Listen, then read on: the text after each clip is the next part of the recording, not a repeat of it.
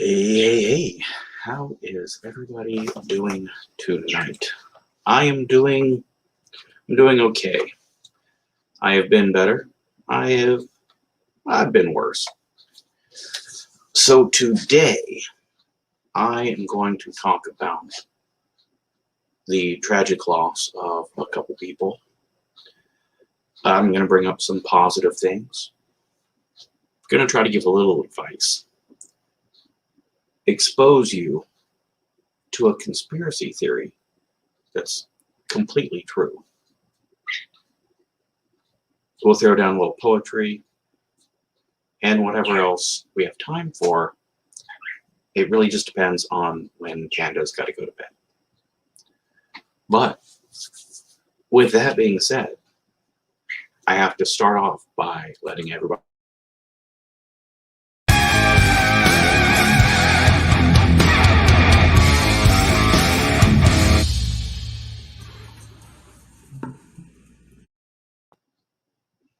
so I tweaked my shoulder, throwing some trash away, but it's all right. As you get older, you will find out that some of the things you used to do, no problem, can sometimes give you a little trouble doing it. Now, to start everything off, I would like to say rest in peace to Prince Philip, the Duke of Edinburgh, the consort to the Queen of the United Kingdom. Regardless of your sentiments on his, on a royal family, or his politics, or anything else, he was a husband, he was a father, he was a grandfather, he was a friend to many, and very public figure. And I hope that those who are affected by the loss are able to mourn and be given the space and the respect that a mourning person should have. And once the appropriate amount of time has passed, then you can start shit-talking people. But not a huge fan of someone passes away and, oh, they were perfect, they were a saint. No, they weren't. But also, someone just passed, like with Kobe Bryant. When he passed, people immediately wanted to start shitting on the guy. Like, dude, calm down. He's not going to hear it right now. And yeah, a little tact, a little decorum.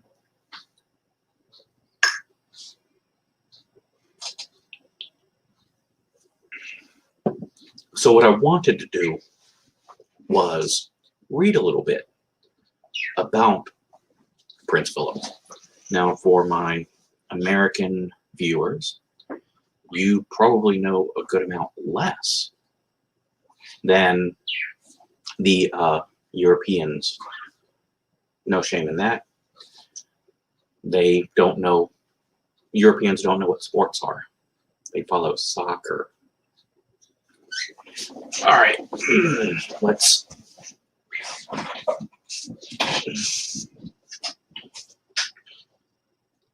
don't know how that gets all out of whack. It's either I'm moving or gremlins are coming here and doing it. I think it's the cord. Yeah, totally not my fault. All right. Now, this comes from BritishHeritage.com. It seemed to be, well, it's the one I enjoyed. Now, with the sad news that Prince Philip has passed away, we take a look back at the Duke's incredible life. Now, he was born in Corfu, on June 10th, 1921, the only son of Prince Andrew of Greece. His mother was Princess Alice of Battenberg, and he, therefore, held the title Prince of Greek and Prince of Denmark. At 18 months old, Prince Philip and his family had to leave Greece. The country had become politically unstable, and his uncle, the King of Greece, Constantine I, abdicated the throne. Fearing for his family's safety, Prince Philip's uncle, King George V, ordered a Royal Navy ship to collect them, and the young prince was carried to safety in a cot made from an orange box. During the First World War, Prince Louis of Battenberg, Prince Philip's grandfather, changed the family's name to Mountbatten. Prince Philip adopted this name when he also became a naturalized British subject and renounced his royal title in order to marry Princess Elizabeth. Upon his marriage, he was bestowed with the title Duke of Edinburgh, Earl of Merioneth, and Baron Greenwich. Very cool. I do apologize. I know the glare from glasses annoys me when I am watching, so I hope it does not annoy you too much. Prince Philip joined the Royal Navy as a cadet in 1939, following in the footsteps of his grandfather, Prince Louis, who was Admiral of the Fleet and First Sea Lord. After completing his initial training under the auspice of Best Cadet of his entry, Prince Philip spent 6 months in the Indian Ocean as midshipman aboard the battleship HMS Ramillies in 1940.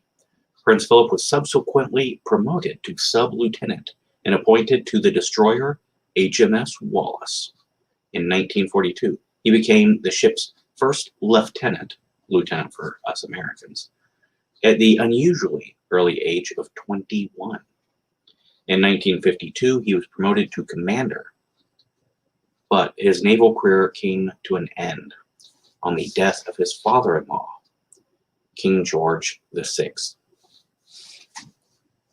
Now, in World War II, aged 17 years old, Prince Philip joined the battleship HMS Valiant, which he fought in the Battle of Cape Matapan.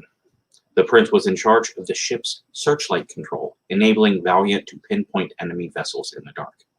For his work, he was mentioned in dispatches. Prince Philip was then appointed first lieutenant of the W-class destroyer, His Majesty's ship Whelp, which now would be HMS's Her Majesty's ship, which was present in Tokyo Bay when the Japanese signed the Order of Surrender. Now, in July 1947, he was engaged to Princess Elizabeth. 4 months later, they were married in Westminster Abbey. Princess Elizabeth and the Duke of Edinburgh spent part of their honeymoon at Broadlands in Hampshire, the home of Earl Mountbatten of Burma and Birkhall, which is located on the Balmoral estate. The Queen and Prince Philip have 4 children. Prince Charles, who is the future king and Prince of Wales, he was born in 1948. Princess Anne, the Princess Royal, was born 2 years later. After ascending to the throne, the couple had 2 further children, Prince Andrew, Duke of York, in 1960, and Prince Edward, Earl of Wessex, in 1964. Now, Prince Philip was particularly interested in science, industry, engineering. He has visited research stations and laboratories, coal mines, factories, engineering works, industrial plants, all with the aim of understanding and contributing to the improvement of British industrial life.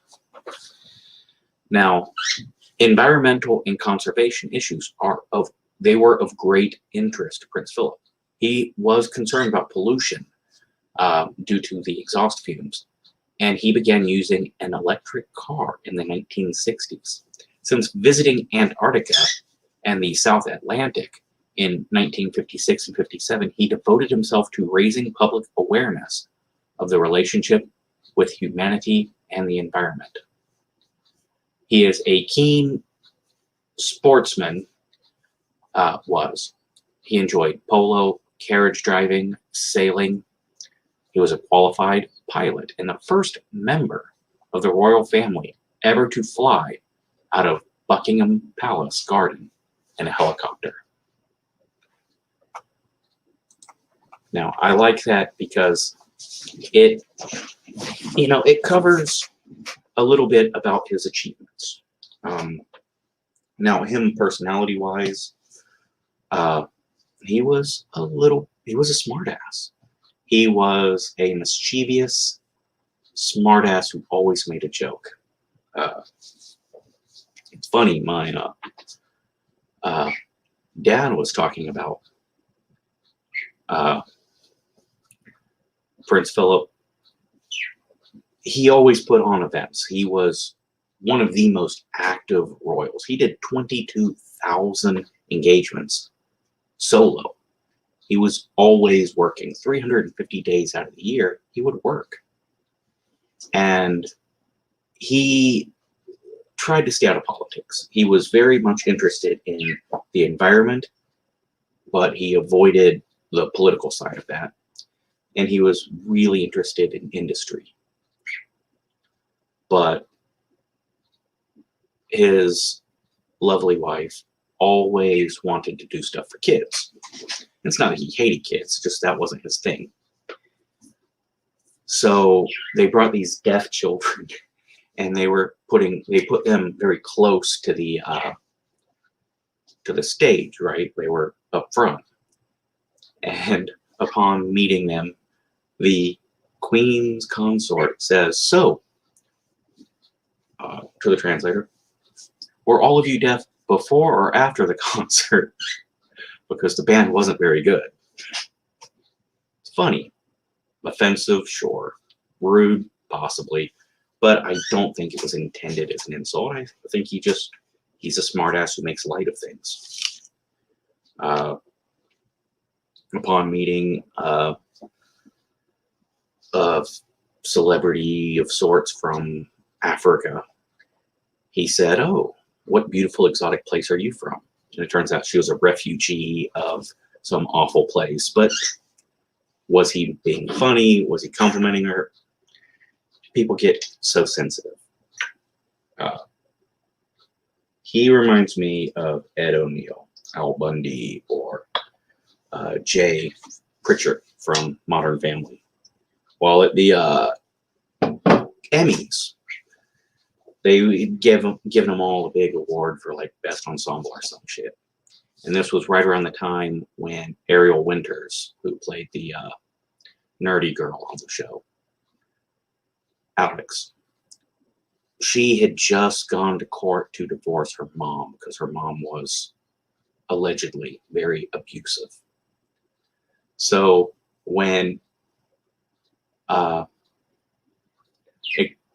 doing an interview about it, and they're all there together, he says something along the lines of, "Well, I mean, we're all like a family, you know. Julie is like my daughter, and you know, she's like a mother to these kids. Well, maybe not to Ariel, but to the others, she's a mother." It's a funny joke, referencing something awful. But there have already been a few people who have started talking about how he was right-wing. Really, it's not the time, not the place, as I said before. Now, Philip died on the morning of 9th of April, 2021, 2 months before his 100th birthday. Something I found interesting that I just discovered. His name is spelled differently. It's Philip, Philip, not two L's, which I thought was interesting. He was the longest serving royal consort in British history, meaning the spouse of the ruler. In private, which I hate that this became public, Queen Elizabeth stated that Here's the top search result. Fuck you, Google. That wow, good, my phone just spoke to me. Oh, we'll get to that in a moment. That there's a huge void left in her life. They've been married like 700 years, very long time. His daughter-in-law, Sophie, Countess of Wessex, Prince Charles' youngest brother's wife.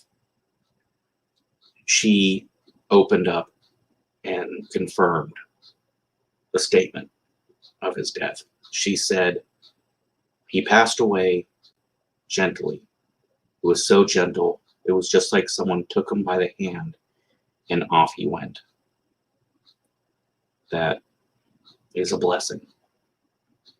His death has led to the commencement of Operation Forth Bridge, which, if you know the royal family, the way they do things is the funerals have their operations. They're essentially,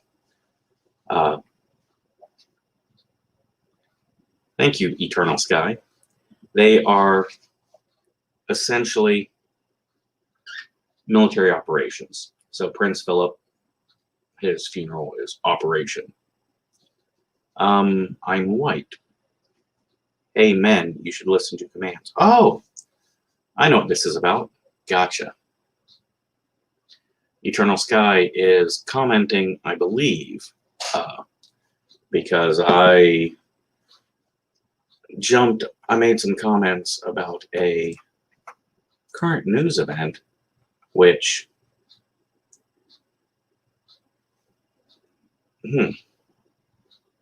people are taking in different ways. So there is a lieutenant in the United States Army, a butter bar. For those that don't have military experience, a butter bar is essentially a child who just got out of school, just got to the Army. He's not been in the Army but a minute. And Lieutenant Caron Nazario was arrested by the police. And the police behaved badly.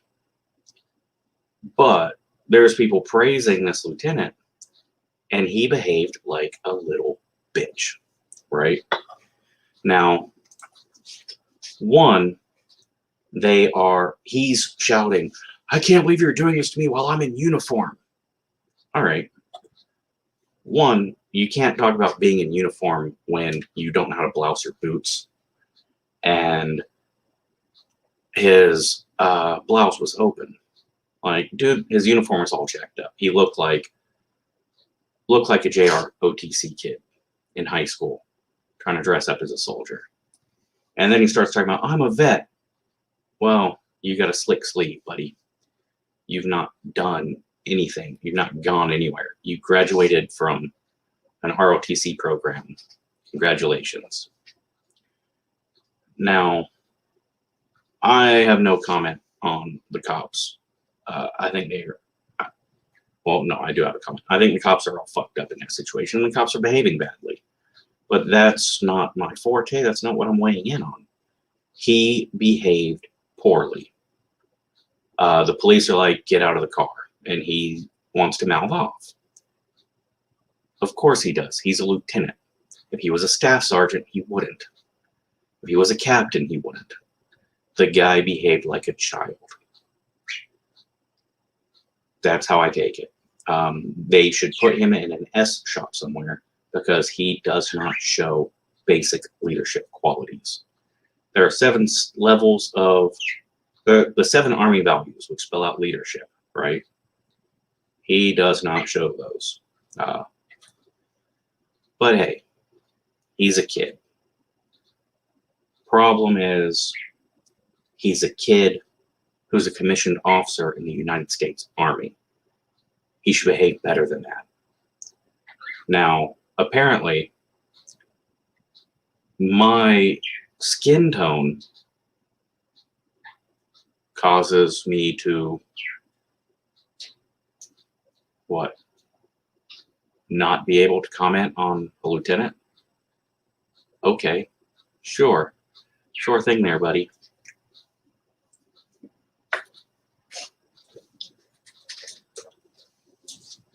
Now, unfortunately, everything today is turned into race.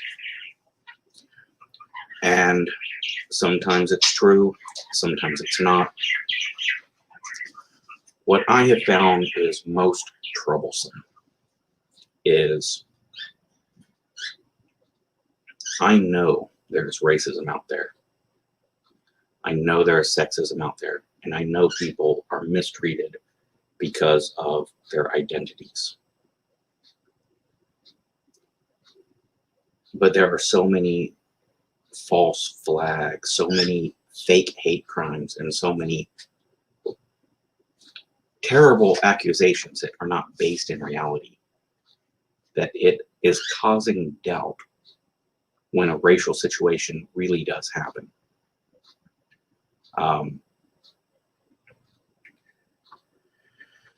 The lieutenant behaved badly, and he should be punished by the military.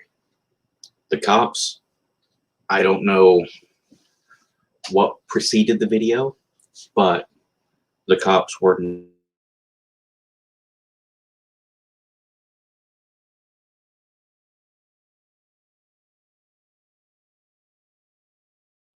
not frozen.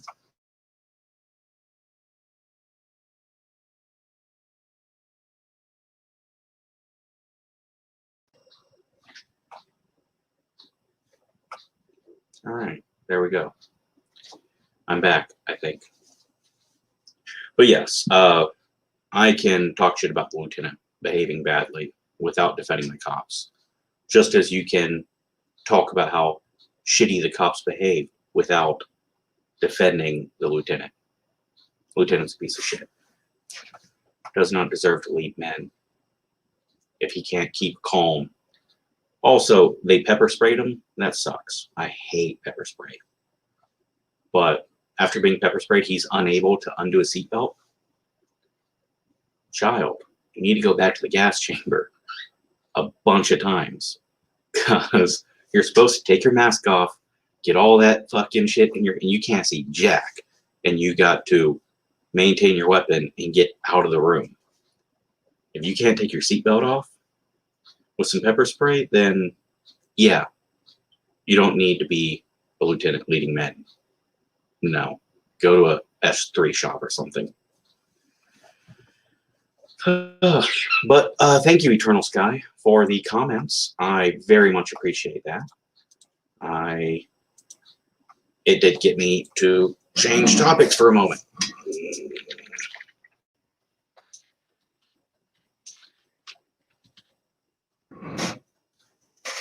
Hey, that is what it is.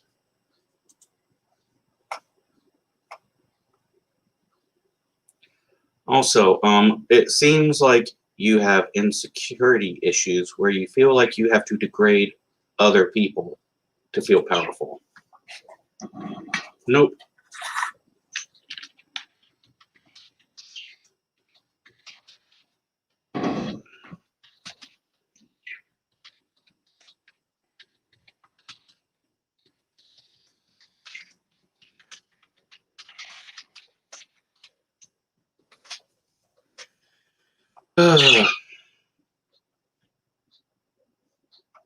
But hey,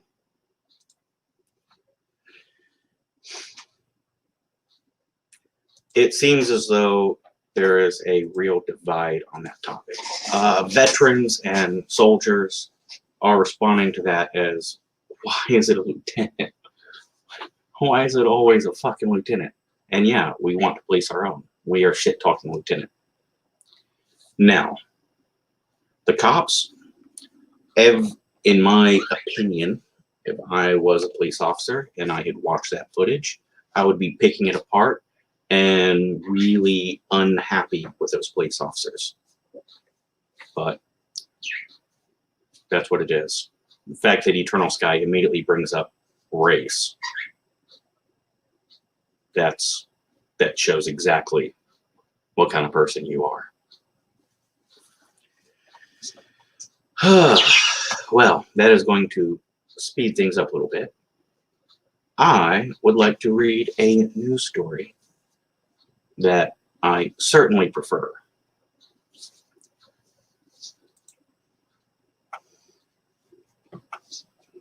Caltech,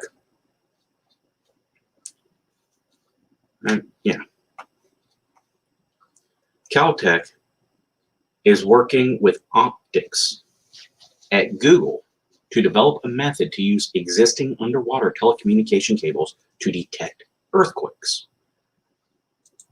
Because detecting earthquakes underwater is a huge deal. Why? Because of Atlantis? No, actually. Earthquakes that happen in the ocean cause massive tsunamis, and that is one of the most damaging natural disasters that kills so much. If 70% of the world is covered with water, and earthquakes in the water are causing these horrific tsunamis that, I'm sorry, it's not a contest, but tsunamis do tend to kill more than the earthquakes themselves. So an early warning detection on these tsunamis is a wonderful, fantastic godsend. And Caltech, I wish you all the best. If you're like me and you watch a lot of the less sweet, kind things on the interwebs, I watch a lot of true crime, and I have this weird obsession with disasters, right? Earthquakes, coal mines, cave-ins. I've seen so many. Well, there is a tsunami that was very well recorded. There was a concert going on when the tsunami hit, and most of the band was killed, large numbers of the audience. It's devastating. Tsunamis are one of the more scarier natural disasters to me. The idea of just suddenly you're just chilling and then you're buried underwater. I don't like it. But I just realized, which, I mean, it's okay because I have a shitty podcast, right, Eternal? I put Prince Philip, DMX, and Dick Van Dyke in the hashtags. The reason why I put Dick Van Dyke, and for anyone that caught that and went, his little brother did pass semi-recently. But no, it's good news why I am sharing Hollywood legend Dick Van Dyke. Come on, computer. Internet's been crappy.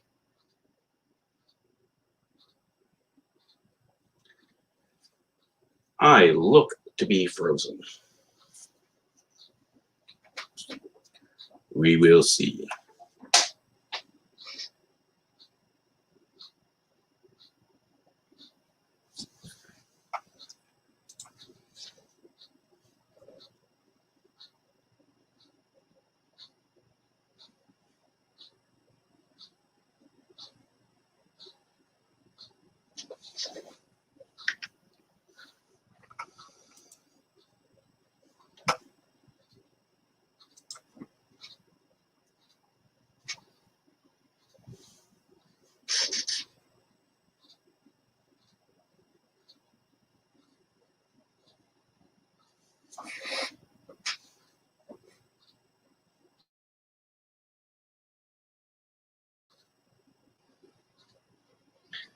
time you see me.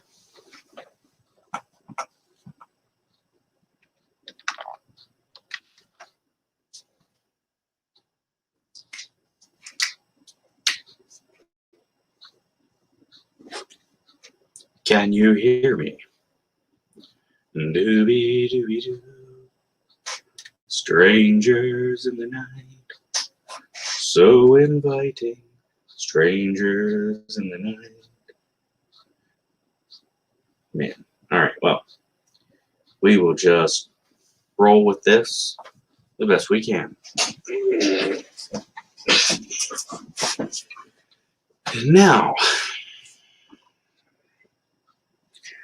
Hollywood legend Dick Van Dyke, whom I am a huge fan of. I used to watch him on the Dick Van Dyke Show.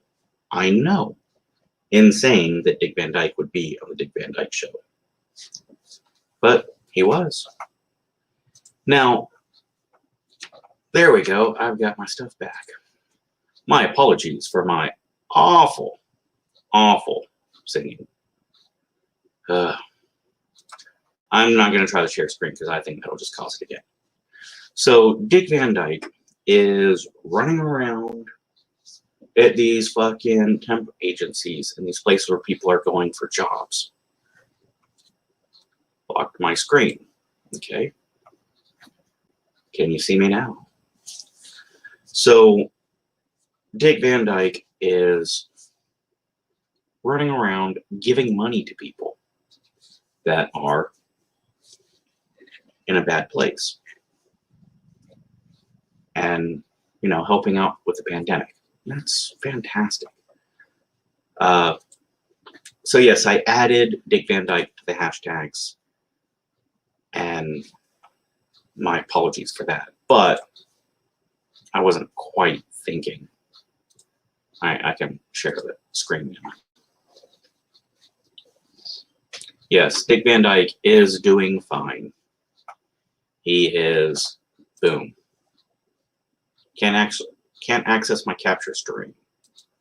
Okay. Well, Dick Van Dyke is giving money away to people that are struggling. It's great news. Makes me feel warm and fuzzy. Now, I did not work today because my bar has been, all the liquor has been locked up. All the cashy money was emptied out of the safe. And yeah, woohoo! We had a baby shower. And after the baby shower, instead of opening up, I let them have a cookout, and I just took a day off. Now, before anyone wants to say, well, that's kind of you. Really? Or is it just lazy of me? It's nice. It's nice to remind ourselves and each other that good things do happen. There are good people out there. And there is good news. I think so. Now, I had one of my loyal viewers, one of my fantastic subscribers. You guys are all amazing. Send me an advice question. I haven't read it. From what I can gather, it was an email, and the email said that there was some like stories.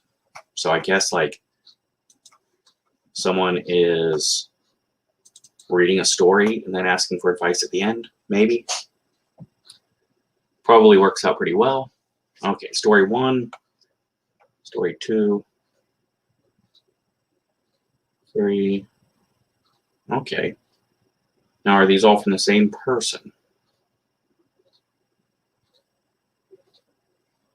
Maybe. But yes, I would like to go through the advice. Now, I am hoping that I can start a weekly podcast with a beautiful, fantastic lady with a very charming husband who may or may not jump on. Trying to get all that worked out. But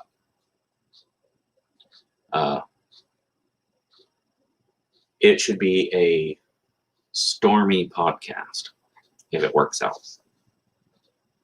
But too early to say. All right, story number 1. My friend is having a birthday dinner at an expensive French restaurant, and it's her birthday. I will also be expected to pitch in for her dinner as well. I'm not broke, but I've been spending much more money than I earned in the last few months because I moved. I'm not looking to drop $50 on dinner for just one night. Do I suck it up and just go because she's my friend? It's not appropriate to suggest a more affordable place, right? What do you do when your friend invites you to her birthday dinner at a place with no cheap menu options? All right. Now, I have actually had a conversation similar to this with the amazing Alan B. She is from a country where the person whose birthday it is, you treat the guests, right? Like, it's my birthday, so I pay for dinner. And it seems weird to me. It's like, I have to bribe you to go celebrate my birthday with me? That's weird. It's my birthday. All I want to do is stay home, drink whiskey, and, listen to Panda complain over and over and over. All right? I get it. You're wearing a thick coat. You get hot. That's why I have a fan blowing right now. He just overheats too much,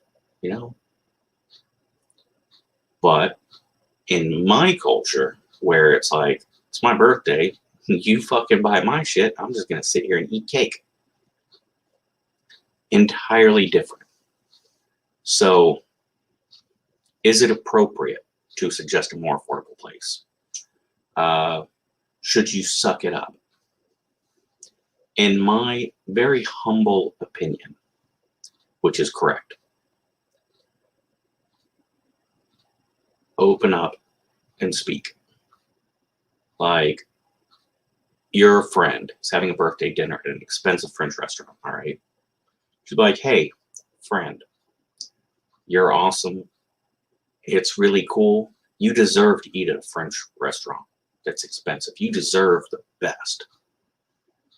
But I don't have the money.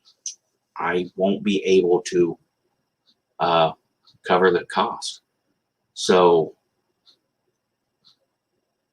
I'm either going to come and not eat, or I'm going to wish you an awesome birthday, and I don't want to be a downer, so here's a gift. Celebrate the hell out of your birthday and know that I wish I was there. I think that's the most noble, the best. Of course, the easiest option is, man, can you believe my boss is making me work? Oh, I can't believe I'm going to miss your birthday. That's so awful, so terrible. And lie. Those are the two options I see. Now, again, I can only offer advice. I can't make you take the advice. I'm a 15, almost 16-year-old female, and I feel no need to shave. I'm terrified of razors. Hair removal lotions cause me to break out, and waxing is not for me. It's been almost a year since I shaved, and obviously I have hair on my body. My mother likes to comment on it when she sees my ankles. Commenting on how my appearance makes her gag and wants to throw up. Why is not shaving seen as such a terrible thing for females? It's not bad. I hate that I get comments like this. I can deal with it from other people. I've worn shorts in public, and I've gotten all the insults I thought I could. But from my mother, I can't stand it. She's even gone as far as to ground me for not wanting to shave. I don't understand. Why is it such a big deal? Why won't she just let me be happy in my own skin? All right. Your mom's being a fucking twat, right? Should you shave? It's no one's fucking business. The only issue I see is you're terrified of razors? Yeah, for that reason alone, I think you should fucking, like, go home and, like, shave both legs to the knee, or, like, shave your arm this side, not this side. All right, not this side, but, you know, shave your arm, or, you know, something. And because you shouldn't be scared of razors. Come on. That's the only issue I see. There's nothing wrong with a female not shaving or a male not shaving, right? That's bullshit. You grow hair, or you don't grow hair. That's between you and you. I know this is off topic, but this is the Rambling Podcast for a reason. There is a good, amazing Muslim community in Texas. Yes, Texas. And there's this imam, big, goofy, redheaded white dude from East Texas, and he talks with that drawl too. And he's, you know, speaking to his people, and this dude's like, hey, the Quran says I gotta grow a beard. You know, I can't grow a beard. Why can't my beard just doesn't grow? Like, what am I supposed to do? How do I please Allah? And this old redneck from Texas,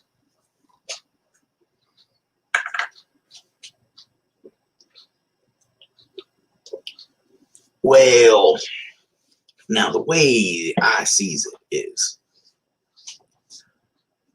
Allah don't say you got to grow a beard. Allah says don't shave the bastard off. So you quit shaving and you let Allah worry about the beard. You just don't shave. That's all you can do. Which I don't know if you're Muslim.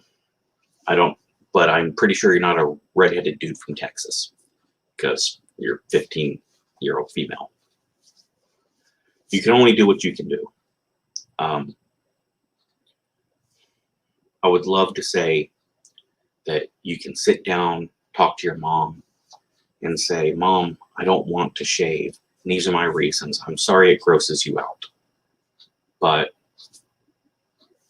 it's not fair to make me shave. It's my body. And the mom should, in a perfect world, respond with, I am being unfair, but can we compromise? And what about an electric razor? Now, are you trying to make a statement by not shaving? If that's the case, then good for you. That's very brave. If your fear of razors is the issue, get an electric razor, trim it up. And yes, it does hurt much more when the insult comes from someone you love. And sometimes people jokingly say things and it hurts your feelings. I think the solution here is just open up, you know. In therapy, I try to teach I feel messages. I feel this when you blank because, right? Doesn't always work, but it's a good way to start. It's a good skeleton. Mom, I feel unloved, unwanted, overly controlled. I feel like a slave, whatever it is, when you blank. Because, and have a reason, like a real reason why you feel that way. I hope that helps. I hope that works. It may not work, and in that case, you have 2 whole years of bullshit. I'm sorry. Story number 3. This is probably a tale as old as time. But a few months ago, I met a guy on Overwatch, and we friended each other after a match. Over the following week or 2, we played a few more times and talked here and there.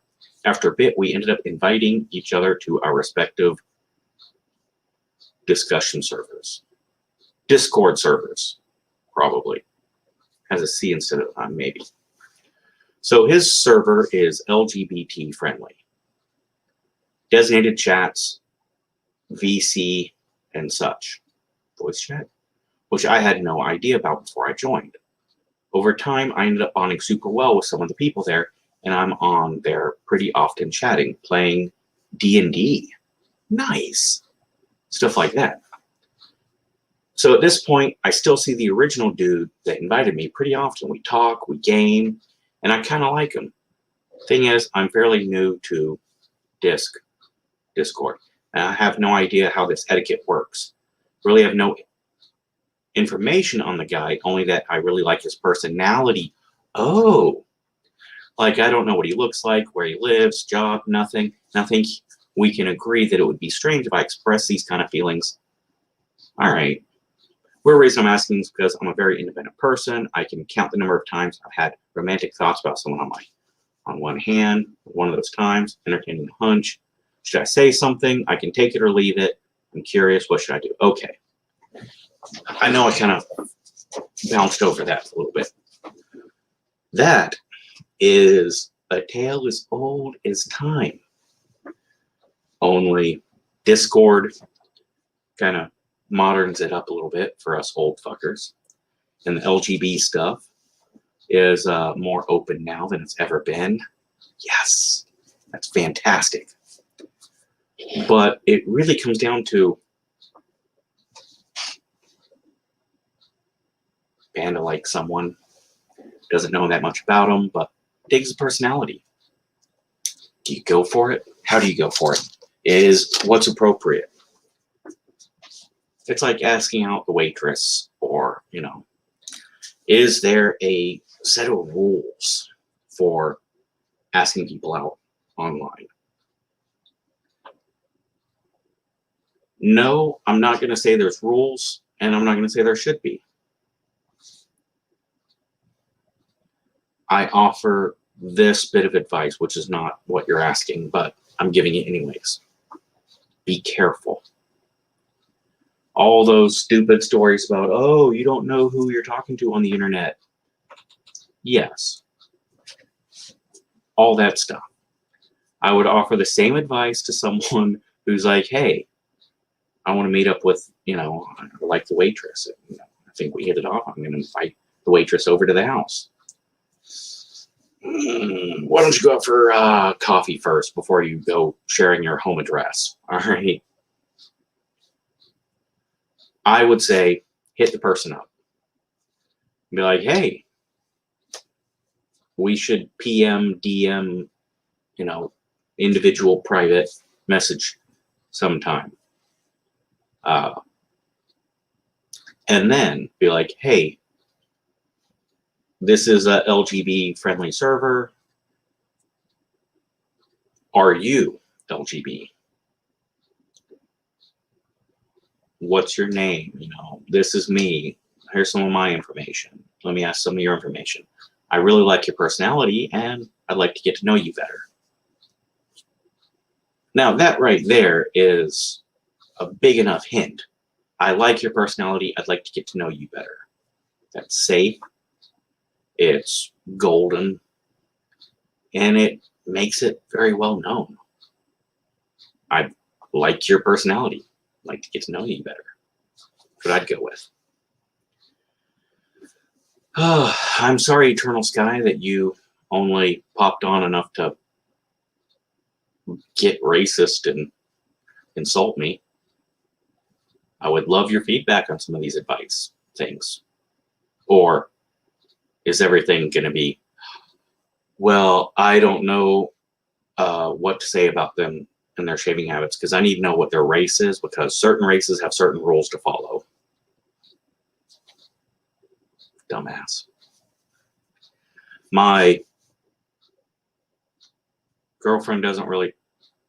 All right, I'm confused. My M15 girlfriend, M14, doesn't really open up to me about her problems.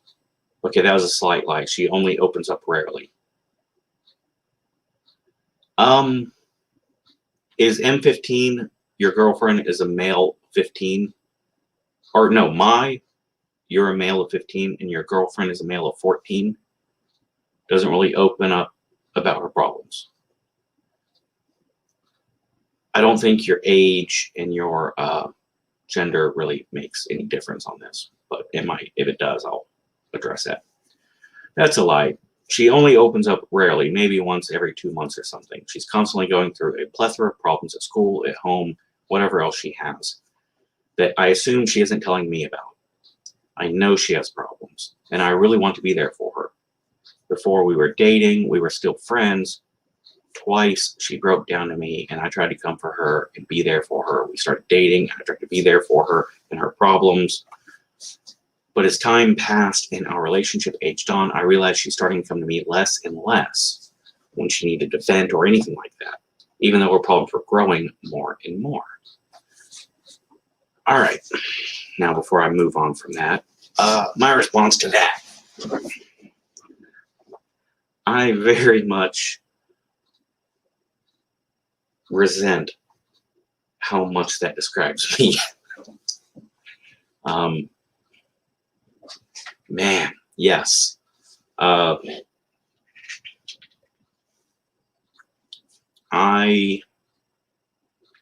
am a big fan of bottling things up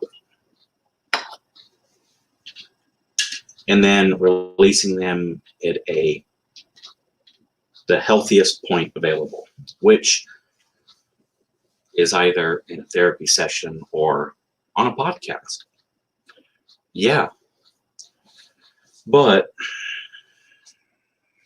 we don't always realize how that makes people feel, right? Trying to spare them their feelings. Well, I'll move in from that. Sometimes I can imagine the person on the other side of the relationship would think of it as, you don't trust me, you can't come to me because I'm not able to fix your problems, I'm not a good enough partner. That's how I would feel. Absolutely, that's how I would feel. Would I have the ability to think and rationalize? Maybe, hopefully. But yeah, I would feel as though you can't come to me because I'm not good enough. But most of my reactions tend to be, I'm not good enough. So there's that.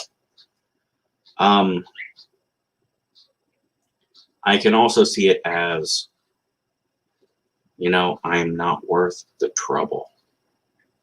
My partner has a lot going on. Why should they waste their time on something stupid like me? Maybe they should focus on, something that actually matters. Which, again, not the healthiest thought process either. I hate to say that this has probably going to have the same fucking advice as all the others, but it's probably just going to be like, hey, I feel this when you blank because. And hopefully everyone can listen. I finally asked her why. Yes. Good move. Brave. Scary. Good move.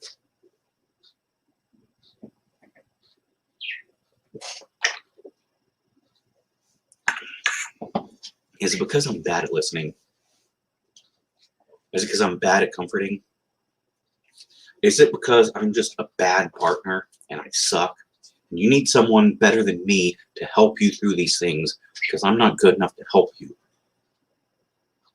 Sorry, that was me venting a little bit, but I'm assuming that's what the person asking the question is feeling. Well, it turns out not to be the case. She doesn't want to be clingy and annoying in general. Sounds like she's taking my mindset of, I'm not good enough for you to waste your time trying to help. I said I'd always be open and I'll listen to whatever she has to say, but she just dismissed it. Yeah. There's been a number of other times where I've asked her if she needed some comfort, where she had a problem, and I asked her if she needed to vent about it. She always just declined, and that she didn't want to be annoying and proceeds to keep it all to herself. Sometimes just cry to herself. What do I do here, bruh? Bruh, nice. I want to give her the comfort she needs and to be a supportive boyfriend and all. I just don't know what to do. Well, I have some sage-like wisdom here. Now, I know gender-based terminology is offensive to everyone, but clearly my skin tone is offensive to people. Thanks, Eternal Sky, you racist. No, one of the big differences between males and females culturally in the États-Unis, United States, is women want to just fucking bitch about how bad their day was. And then dude wants to fucking say, well, you could have done this. Well, you could have done that. Well, here, let me fix the problem. It's like, motherfucker, I'm dealing with it. All right? This is the fucking situation, how it is. I want to bitch about the situation. And you want to fucking come in here and tell me, oh, this is what you could have done. This is what you could have done. This, I know what I could have done, and I know what I should have done, but this is what I did. So let me just bitch about my fucking problems. All right? I just want to bitch about my problems. Stop trying to fix it and just shut up and listen. That is a very, very common issue that couples have. And that could be this. Like you're saying things along the lines of, I want to be a supportive, I want to give her the comfort she needs. I want to be supportive. You know, I want to. Well, maybe that's the problem. You're making it about you. I want to be a supportive boyfriend. I want to be there for her. I don't want to be neglectful. Gotcha.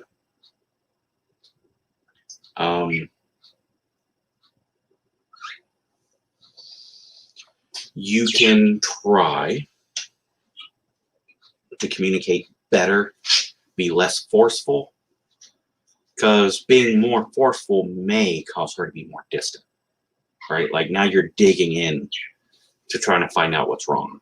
And that's going to make her even more distant, even more worried. And now you're taking everything even worse and making the whole thing bigger than it needs to be. I just want to sit down, drink a beer, and just, you know, let it out in my way. Don't make it about you. I've seen that. Also, there are times when it is about insecurity. I don't want you to help me. I don't want you to have to take care of me again. I want to be good enough. I want to be good enough on my own. And you swooping in like Superman, like, you are good enough. Let me show you how. We'll fix this together, and then you can be happy. Depression don't work that way. Insecurity doesn't work that way. If we knew how to fix insecurity, Pretty sure we would have fixed it by now.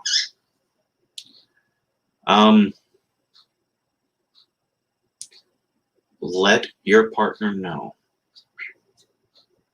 I love you. I care about you. Whatever you need, I'm here. I don't know what to do other than tell you, I love you. I care about you. And anything you need, tell me. And I'll be there. It's the best advice I can give, and that's not good advice. That's just, yeah, that's a rough fucking scenario. And it's one of the most common scenarios that I see. But you obviously care, and that's important. Very important.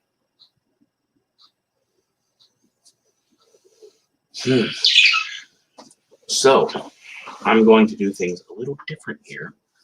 I'm going to read some poetry. First, I would like to read a comment from that video that I offended everyone.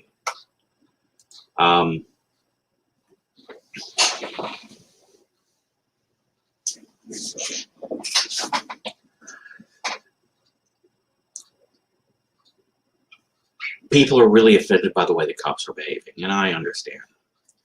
And I made a jestful but accurate statement.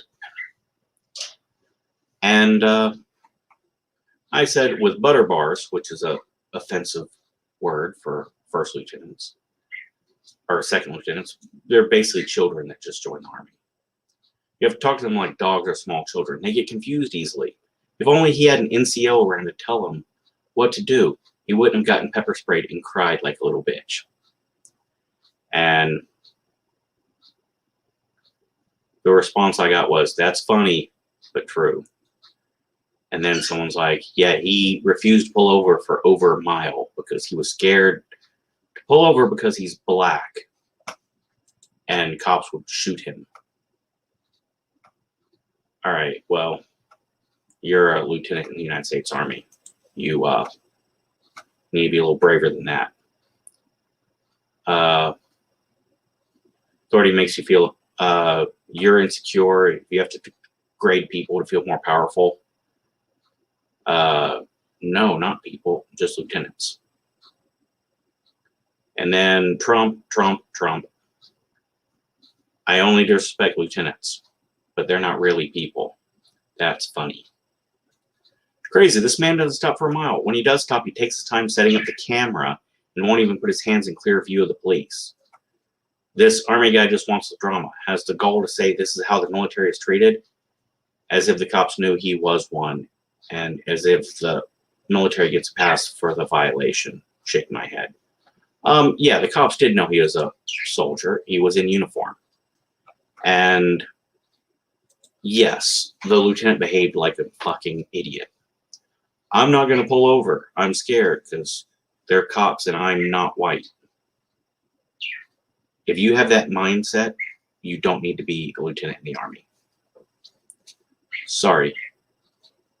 If you don't have the tactical awareness to get over politics, fuck off. And then he set up the camera instead of getting out of, like, cops were pulling him over. I don't know why.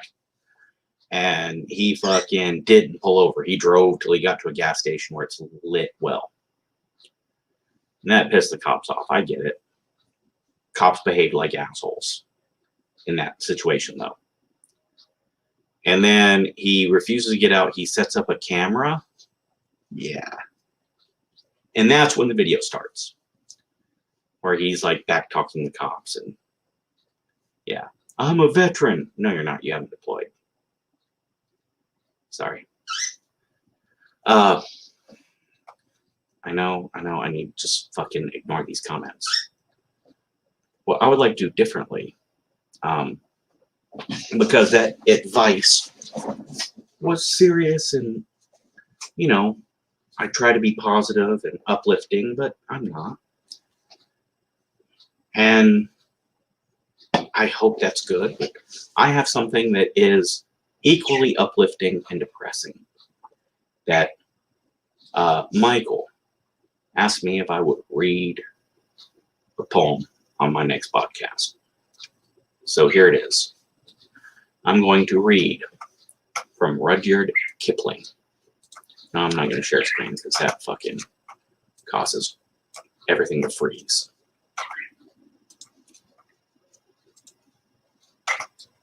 So we'll try it this way. Also, I'm not defending the cops. I'm just shit-talking the fucking lieutenant because he's being a little bitch. Alright. This poem is called If by Rudyard Kipling or Rudyard Kipling, depending on where you're from. He was born in India, but he's an Englishman, so I'm going to generally go with the English pronunciation of Rudyard, even though that's not how I would say it.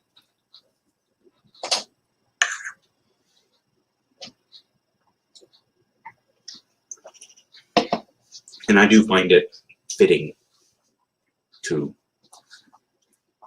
many situations.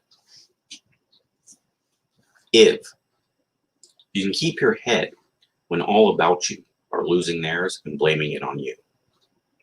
If you can trust yourself when all men doubt you, but make allowances for their doubting too. If you can wait and not be tired by waiting or being lied about. Don't deal in lies. Or being hated. Don't give way to hating. Yet don't look too good, nor talk too wise. If you can dream, but not make dreams your master. If you can think, and not make thoughts your aim. If you can meet with triumph and disaster, and treat those two impostors just the same. If you can bear to hear the truth you've spoken twisted by knaves to make a trap for fools, or watch the things you gave your life to broken, and stoop and build them up with worn out tools. If you can make a heap of all your winnings and risk it on one turn of pitch and toss, and lose and start again at your beginnings, and never breathe a word about your loss. If you can force your heart and nerve and sinew to serve your turn long after they are gone, and so hold on when there is nothing in you except the will which tells them, hold on. If you can talk with crowds and keep your virtue, or walk with kings, nor lose the common touch. If neither foes nor loving friends can hurt you, if all men count with you, but none too much. If you can fill the unforgiving minute with 60 seconds worth of distance run, yours is the earth and everything that's in it. And which is more,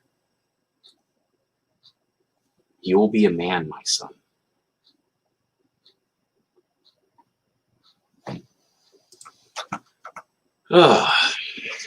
Now, I love that poem. It has some real flaws. It's not gospel. It's not perfect. It's as flawed as the man who wrote it.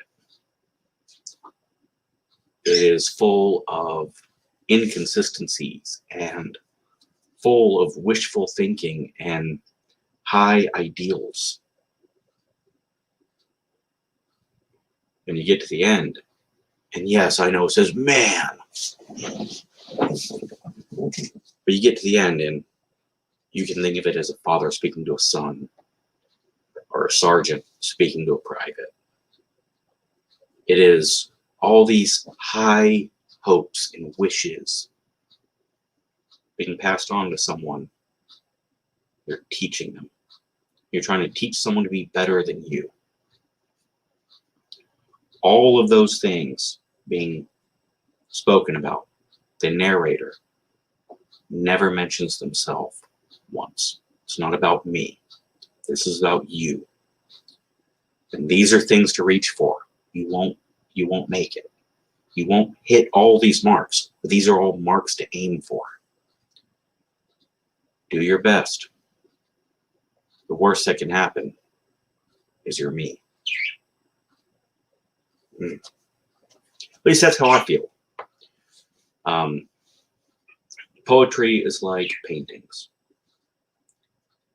It's like food. Everyone has their taste. It's subjective.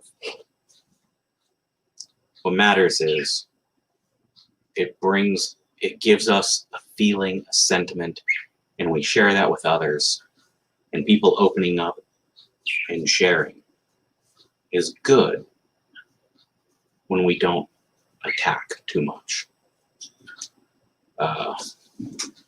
I am in the middle of a very, very passionate debate with a very dear friend of mine on a subject that we're both very passionate about. And we are debating, discussing, and talking passionately about this while disagreeing completely.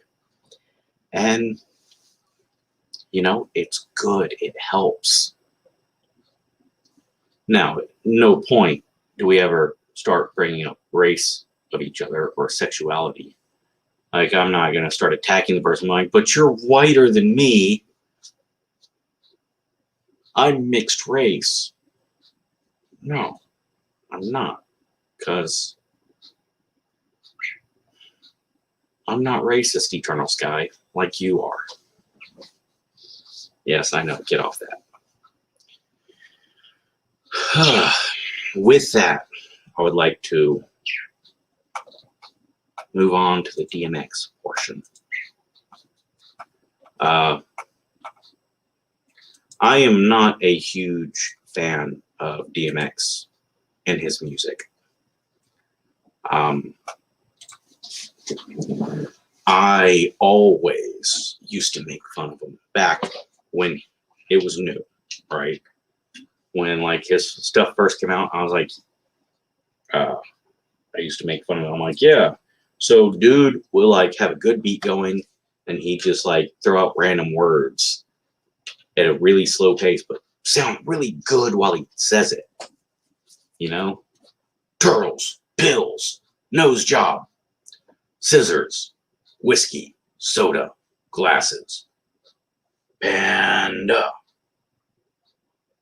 mouse, clothespin, business card, small knife, bobby pins, hand sanitizer, panda. That's an over-exaggeration of how I'd make fun of his music. But, you know, that's just making fun of some music, right? Yeah, that's a little more fitting, I think. Maybe. Probably not. But DMX, I'm pretty sure a lot of people didn't know what DMX's name was, or what his name stood for, right? DMX stand for Dark Man X. I know. Now, I believe dude was working in, I think he was in the industry and he worked with lighting or something along those, and DMX. I don't know. I always got the impression he was a light rigger. And they're like, DMX, we need more DMX. I gotcha. Man, I like DMX. That sounds good. But at his age, and yeah, I don't think we had digital. Sorry. Uh, yeah, it's Dark Man X. That's his name. DMX sounds cooler, and it sounds mysterious. I think it sounds mysterious, obviously, because I felt the need to explain what DMX means. Dark Man X. No, his real name is, or his birth name was Earl Simmons, which, honestly, he looks like an Earl Simmons. I'm choosing to read an article from Pitchfork by Evan Minsker and Noah Yu. I don't want to read from TMZ and Pitchfork, as far as I can tell. They're just, I don't have anything negative to say about them. So, yes, I'm doing that. DMX has died. As a representative for his family tells Pitchfork, the rapper was hospitalized on the 2nd of April after suffering an apparent drug overdose and subsequent heart attack at his home in White Plains, New York. He was 50 years old. DMX family issued the following statement via the press representative. We are deeply saddened to announce today that our loved one, DMX, birth name of Earl Simmons, passed away at 50 years old at White Plains Hospital with his family by his side after being placed on life support for the past few days. Earl was a warrior who fought till the very end. He loved his family with all his heart, and we cherish the times we spent with him. Earl's music inspired countless fans across the world, and his iconic legacy will live on forever. We appreciate all the love and support during this incredibly difficult time. Please respect our privacy as we grieve the loss of our brother, father, uncle, and the man the world knew as DMX. We will share information about his memorial service once details are finalized. Now, I have no knowledge that it is drug related. I know it was a heart attack, and people are insinuating that it was drug related. And that while that does make sense, the important thing is a man has lost his life. And whether it was heart disease, which is a huge killer in this country, or drug addiction, which is a huge problem in this country and around the world. Gentleman lost his life, and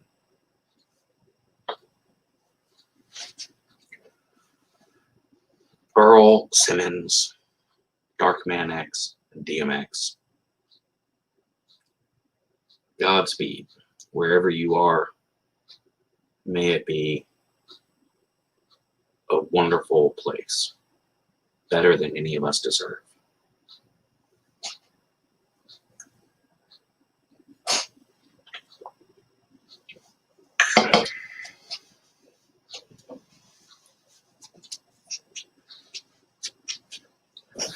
Born Earl Simmons in Mount Vernon, New York, DMX spent much of his early life in Yonkers, New York. He experienced a turbulent childhood, growing up in an abusive household and spending time in boys' homes, and later juvenile institutions. It was during this time that one of those boys' homes, he started writing music, linking up with producer Reddy Ron. Nice name. His signature graspy growl, partially caused by a lifelong struggle with bronchial asthma, made his songs instantly recognizable. He broke into the wider music industry at large after The Source featured him in its unsigned hype column. Following year, he signed to Columbia's Rough House imprint, though he was dropped after a pair of singles. After some years of promo tracks and guest spots, he was signed to Def Jam, setting him up for his breakout projects It's Dark and Hell is Hot, and Flesh of My Flesh, Blood of My Blood, both of which arrived in 1998. His 1999 album, And Then There Was X, went multi-platinum off the success of the singles Party Up and What's My Name. In addition to his slew of hits, he also became a film star, appearing in Romeo Must Die alongside Aaliyah, Exit Wounds, Cradle to the Grave, and more. His last album, Undisputed, was released in 2012. He released his most recent single, Bane Is Back, at the beginning of 2017. He was open about his struggles with addiction as well as time he spent incarcerated. In 2018, he was sentenced to a year in prison for tax evasion. Following his release, he re-signed with Def Jam and was readying an album with multiple high-profile features. In September of that year, he told GQ he didn't have any reservations about making new music. The standard that I hold myself to is the same. Better than everything I hear. Months after a landmark Versus appearance with Snoop Dogg, he discussed his addiction with rapper Talib Kweli in an emotional late 2020 interview on the latter's podcast, People's Party with Talib Kweli.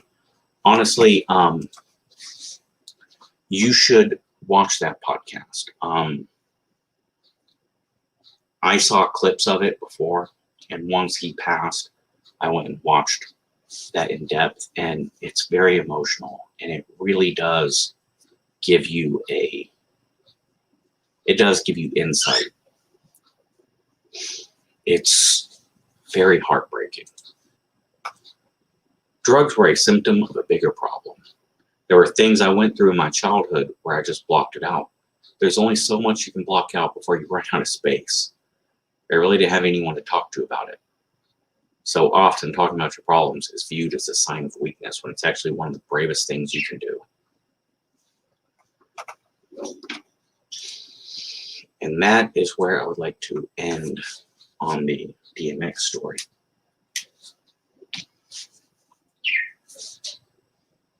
Mental health is important. And it is very easy for us to get caught up in our little insults and games and fucking with each other. Right? We fight and disagree about so much, and we have so much hatred for each other over dumb, silly things that seem so important to us. People are hurting. And the scariest, most dangerous thing in the world is to open up and state what you really feel and why. It's scary because Eternal Sky being racist and attacking me because I'm more pale than they would like me to be. Who cares? Just some fucking racist asshole. But Panda, who knows me and loves me. Yes, you love me, shut up. Someone who I love and trust and respect, and someone who matters to me and I want to matter to them. If I open up my deepest, darkest to them, they can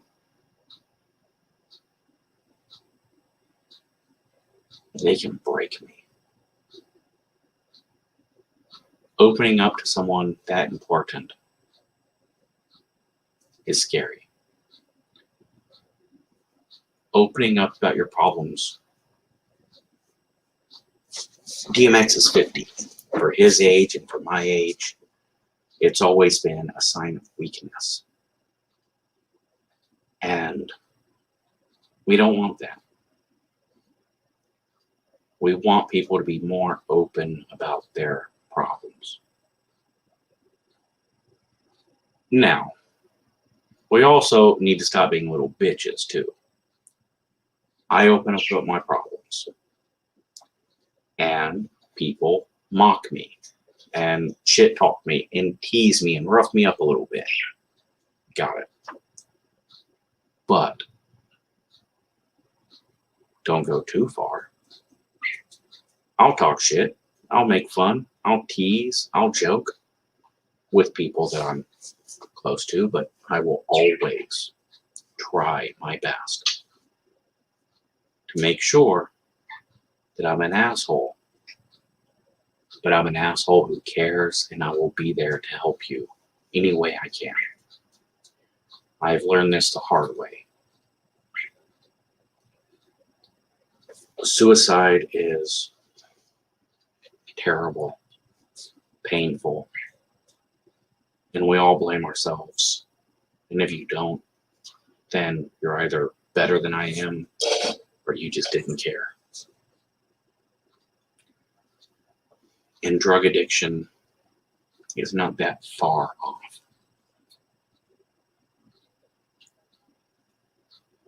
So yeah, that final quote from DMX, I think, is the most powerful. Opening up about your problems is viewed as a weakness, but it's one of the strongest things you can do. Earl Simmons, Godspeed, dude. Your music sucked to me. Your acting was actually much better, but I wish you lived longer, and I hope you had as much happiness as you could get. And wherever you are now, I hope you get the happiness that you were looking for in your life.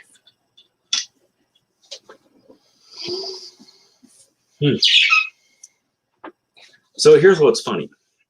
On my podcast, I like to have one particular story, right? One weird thing that I ramble on about. That's me. And then all the other stuff is just kind of a side topic. You know, news events and whatnot. Somehow, I got way more into the other stuff, and I pushed off the whole point of the damn podcast too far. Which means this is going to be a slightly late one. But not that too, it won't be too bad.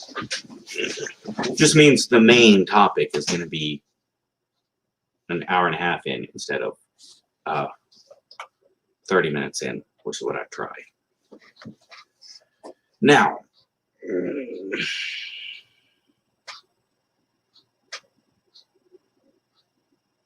me just check something real quick. I got an email.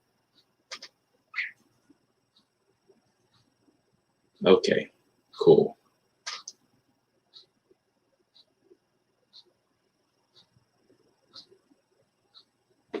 Sorry.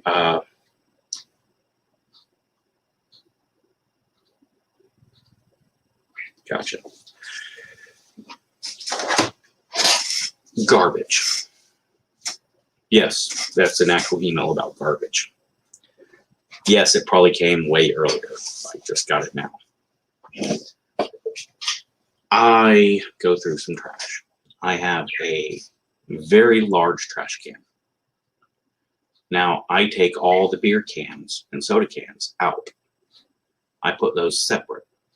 I take them home and I crush them down and I recycle them.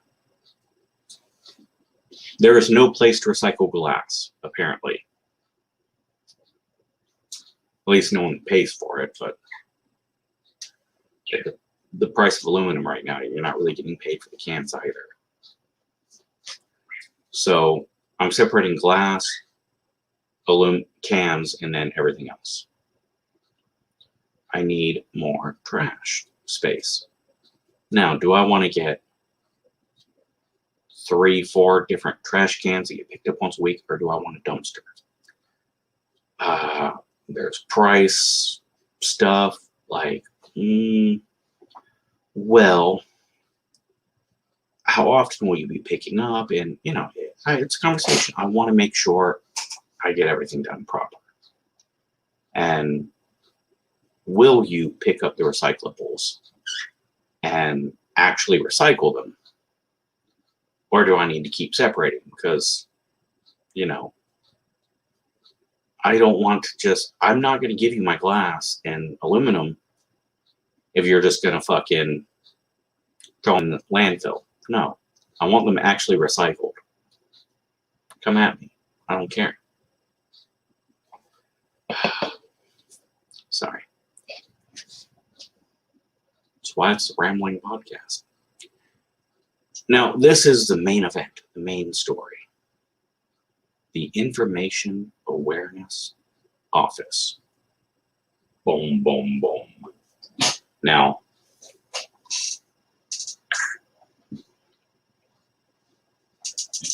I would like to share. I can't share images, only video files. Okay. No, wait, we can do this. We can do this. Hopefully it doesn't fuck up.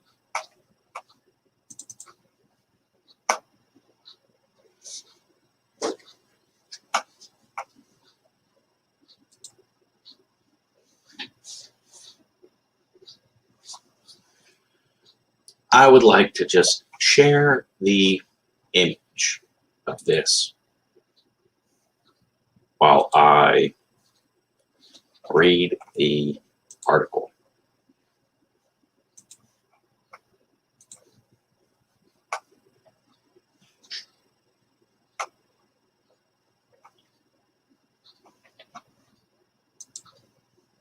Can I zoom?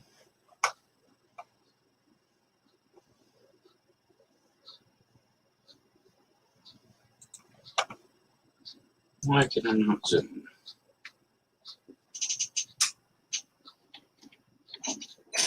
All right, whatever. I don't care.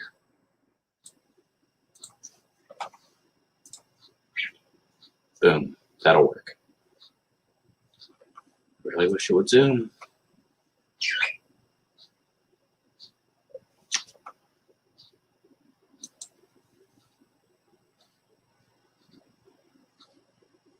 Boom. Does that work? Yes, that fucking works. Boom. Now, this is my conspiracy theory that is 100% correct and true and accurate. Also, I would like to really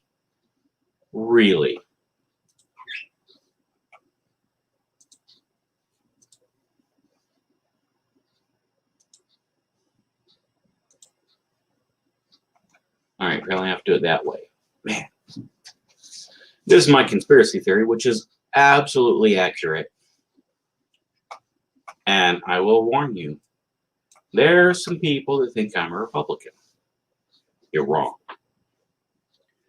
And there are some people that think I'm a Democrat. And yes, they are passionate about how liberal I am. You're wrong too. I'm neither. If you are deeply passionate and can only hear from one party, you might not want to jump in on this, right? Because I'm going to make fun of George W. Bush, and I'm going to make fun of Democrats as well. So, there. The United States still have, but do they really? The Information Awareness Office. Now, this image is a flowchart, right? And anyone that's done anything in the military, you know flowcharts and how much they suck, right? You get authentication, biometric data, goes into automated virtual data repositories, which goes into collaborative multi-agency analytical environment, which goes back into the data repository. It also bounces out to the intel agencies, which they break down and they send into the hodgepodge, which goes back into the automated virtual data repositories. which goes back into the collaborative agencies. Now, some of this will go into collaborative multi-agencies, as opposed to individual collaborative agencies. And they're also getting transactional data on top of the authenticated biometric data, but those two do not fucking cooperate together. And it all leads into a decision. And that decision is generally wrong. Yeah. Generally, it's wrong. Why? Who knows? Just bullshit. And that is why we found the solution. The Information Awareness Office. Now, if you're going to create an Information Awareness Office, it's probably a good idea not to tell anyone about it, right?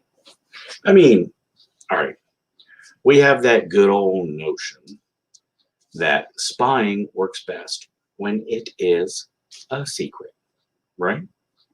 You really have to wonder about people who are so out of touch with American sensibilities that they think the whole idea of just the government spying on you is dandy. We were going to give you a good, meaty, conspiracy theory type rundown of crackpot ideas about the Information Awareness Office, whose logo was seriously, they had to be fucking trolling us. It's the Illuminati Masonic image of fuck you, right? But honestly, The Onion has had problems somewhat recently because their made up fake news stories were way too fucking accurate. So me taking the piss out of everyone and making exaggerated claims, that would just be stating the facts here. Yeah. So I'm going to try not to be humorous. But when you look into it, if you look into it, you'll see why. Now, first things first, the IAO is meant to be a central repository for information for fighting terrorism. This is called the TIA, which stands for, I shit you not, Total Information Awareness. Yeah, that's not scary or Orwellian. The basic idea does not make sense. Okay, fine, it makes sense if you're an idiot. Now, the government had all kinds of information that would have allowed it to prepare for the 9/11 attacks. But there was so much information, they didn't have enough people to read the files, right? And the terrorists, they posed as ordinary people like you and me. So, in order to properly fight terrorism, you just got to gather information on people like you and me, in case we're terrorists, and then throw it all in a database, right? Right? I know. You see the problem. And, you know, you got the whole Fourth Amendment and Fifth Amendment, actually. I think we'll throw in there, but whatever. You're getting a little concerned. Now, okay. Add into it nowadays where that includes, or where you get your credit card information, your browser history, all of your social media, and your smartphones include your location. Yeah, earlier, while I was just trying to do my podcast, my fucking cell phone popped off with some best result for. What? Because yes, Google is listening to me. Obviously, while I'm posting on Google's website and Facebook's website, I'm also currently posting on Periscope, which is owned by Twitter. and DLive, which I think isn't part of the big thing, but yeah, I'm posting there too. And when all this is done, it'll go to Odyssey and Library. Yeah. Obviously, what I'm saying is going to be picked up. But my phone doesn't know that. If I'm fucking taking Panda to his fucking... Yes, your voice and articulation classes are a waste of time. To his classes, try to lessen his accent. You don't have to lessen your accent, by the way, dude. You're never going to fit in. You're a fucking panda bear. Sorry. And we're chatting. This is in my pocket. It's sitting on the charger. Yeah, they're listening. This, I'm putting out there. This, just chilling. I shouldn't be putting out there.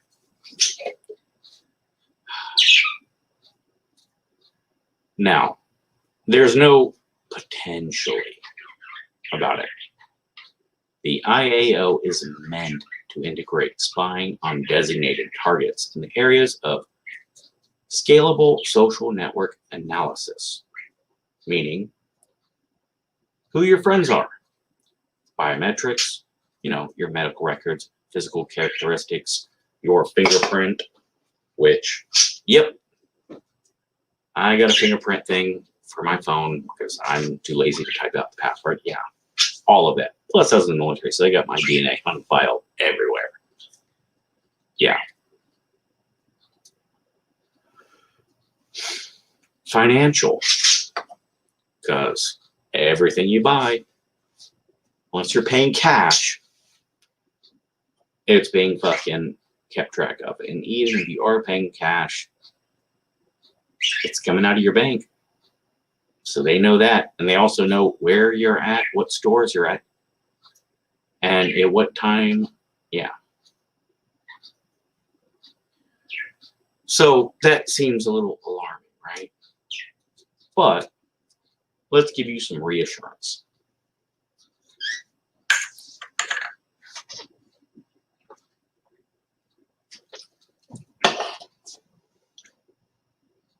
Be warned, the reassurance does come from IAO and their FAQs.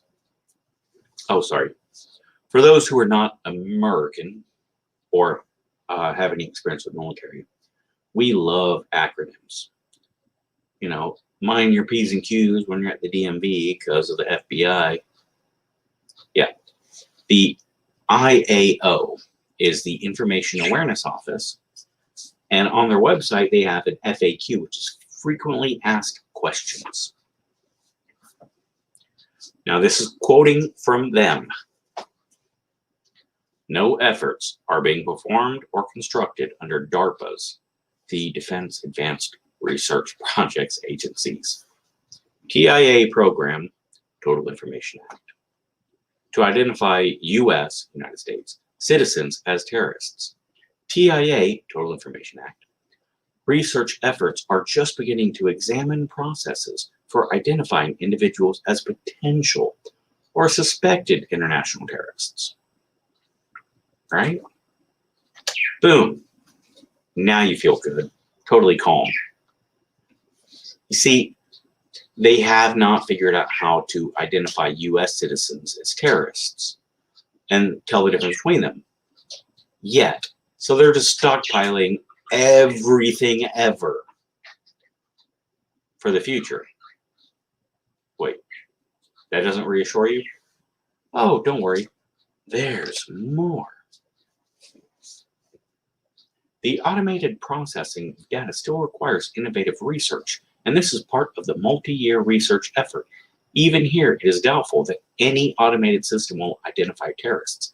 However, the automated technologies will format data such that analysts from different agencies can collaborate on the outposts and make determinations whether a pattern is suspicious enough to warrant further analysis or data collection. Okay. Remember the flow chart I showed you? All that data they're pulling in, and then it bounces around to 8 different places and all comes back to the same fucking place. And it all, in the far corner, there's the decision. Yeah. So let's parse this statement for maximum clarity. The automated processing of data still requires innovative research. Translated to, we can't have the computer instantly select citizens for investigations. Yet. This is part of the multi-year research effort. Translation, we're working on it. Even here, it is doubtful that any automated system will identify terrorists. Translation, when we can do it, it don't work very well. However, the automated technologies will format data such that analysts from different agencies can collaborate on the outputs and make determinations whether a pattern translation. So we're going to introduce human error into the equation. Is suspicious enough to warrant further analysis or data collection. Translation, and based on this wonderful process, we'll start searching your homes. We're tracking your everything digital. We get enough digital stuff, we're going to break into your fucking homes. Now, great ideas like total awareness program don't just fall off fucking trees, all right? It is every fascist disaster in the making. And it requires an architect. That's right. And in this case, the visionary mind was not George W. Bush. Nope.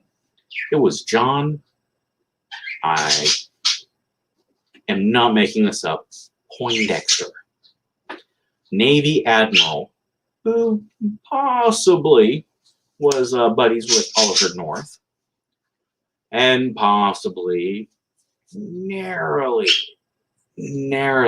dodged conviction for the Iran-Contra scandal, because prosecution used testimony that had been given to Congress under an immunity agreement, but the immunity agreement was after the fact, and so he got convicted, and then it was overturned with appeals, and he didn't have to get pardoned by Bill Clinton. But he did give a very good explanation after all that was said and done. I made a very deliberate decision not to tell the president so that I could insulate him from the decision and provide some future deniability for the president if it ever leaks out. So, obviously, we need someone to head up a project of legality and ethics. Yeah. Someone with no ethics that broke the law. But in order to make sure you never catch on to what the government is actually up to, Total Awareness has crafted a website to help you fail to understand what the Information Awareness Office is all about. It was full of jargon, creepy code names, incomprehensible charts, and yes, acronyms. Lots and lots of acronyms.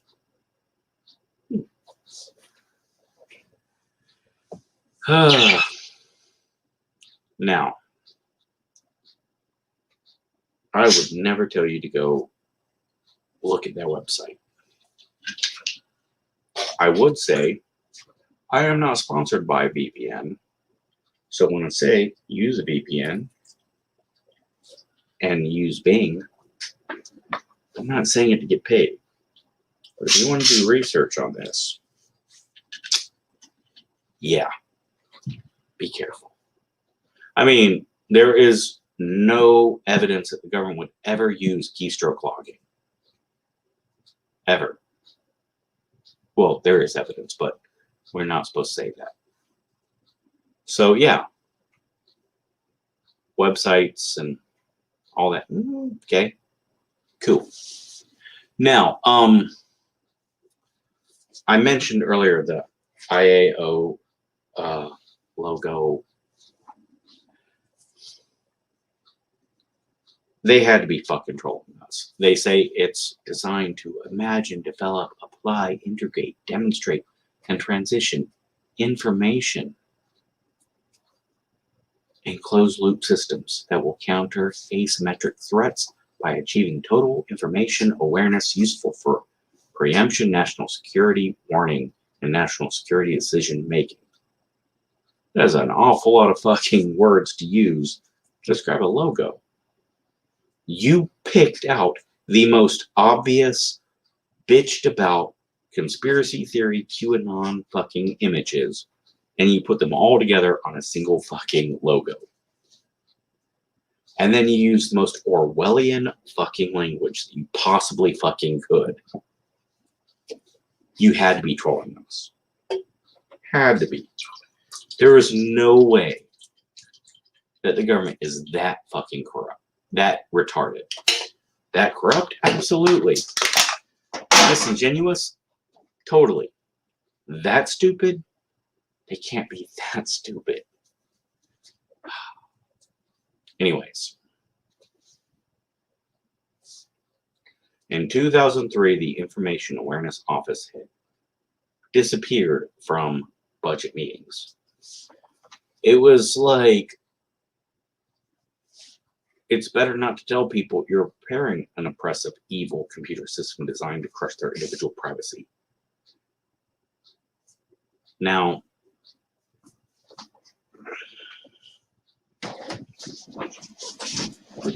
that office was designed so stupidly that it was obviously, we're going to spy on you and break the Constitution. This is just another part of the Patriot Act, which is, we're going to use your fear to let you give away your freedoms. Glad they never tried that one ever again. Beer bug. Yep. Now,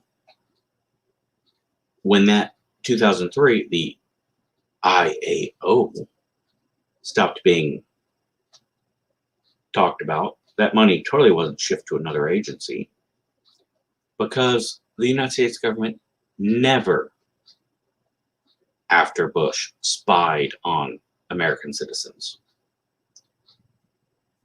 Never illegally wiretapped presidential candidates. Yeah. Patriot Act, that was trash. That was garbage. That was fascist. Obama did everything Bush did as well. If you think, oh, they got an R after the name, they're fascist. They have a D after the name, they're not fascist. You're an idiot. Also, if you think, ooh, they have an R after their name, so they're totally not going to sell us out as corporations. Because corporations support people with D's after their name. You're also an idiot. If you look at party and not person, you're an idiot.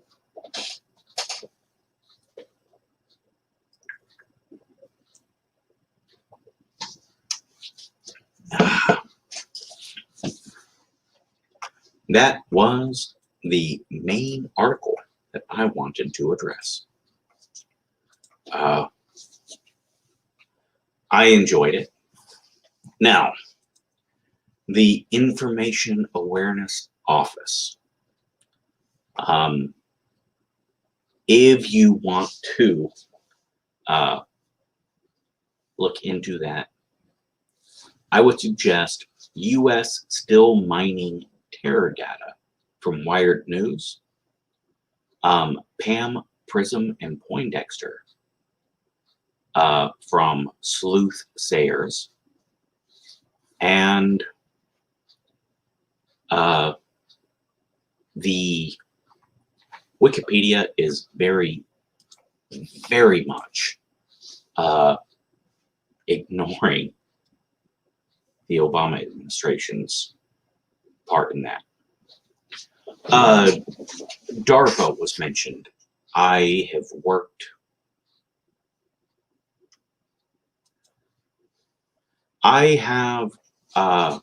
in the past had relationships with DARPA, the Defense Advanced Research Projects Agency. I am very interested in possibly doing a video or having a discussion about that in the future, but I don't know yet.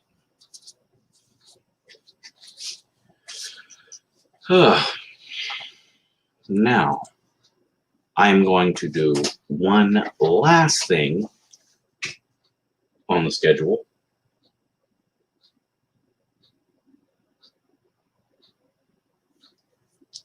And then possibly bounce. But what I would like to do is share a channel.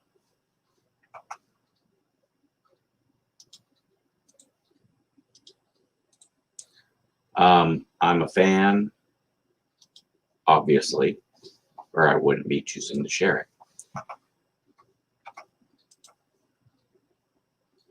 Hello, Jezu. I would like to share a channel called Miss Fearsome. And it looks as though it says Miss Fears Me. The O is, it's a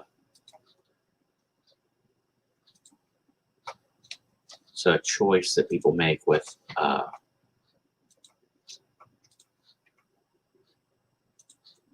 they use fonts now. Boom. Now, Miss Fearsome, which is what I'm going with,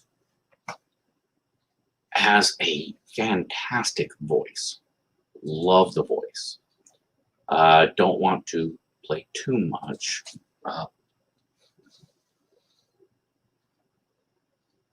We're going to go with... All right.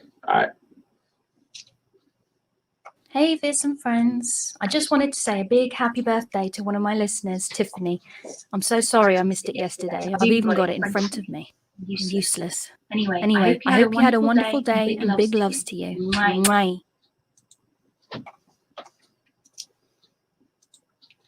Great voice. Read some dark creepypastas, scary stories type of things. And having a sweet, innocent, nice sounding voice. The bag was leaking blood. And I never said yes, obviously. But would usually respond with a polite, no thank you, I'm on a walk. And they would leave me alone, maybe after a, are you sure? And a concerned look at most. Very nice, very pleasant, enjoyable. I'm a big fan. Not a huge channel, but pretty good size. Getting close to 5,000 subs. And while the creepypastas, the narration, the true crime, all these topics and subjects are very nice, very cool, very enjoyable. One thing I have to say that puts this channel apart from everything else is they have some fucking merchandise, right? That is just fantastic.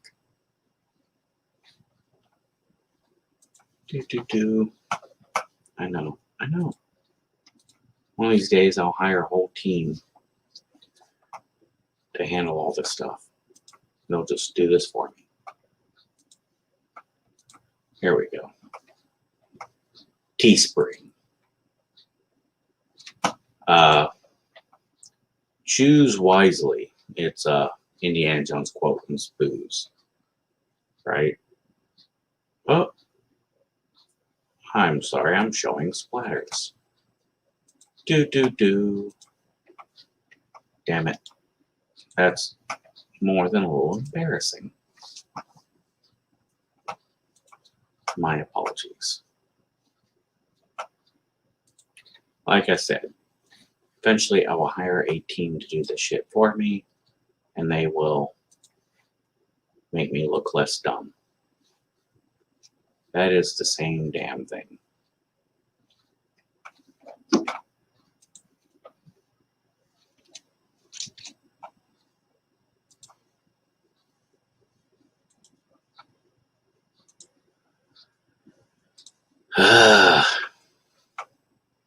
Glad that's not embarrassing at all.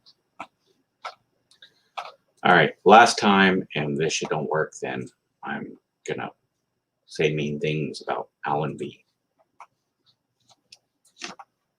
Boom. Here it is. Let me maximize that.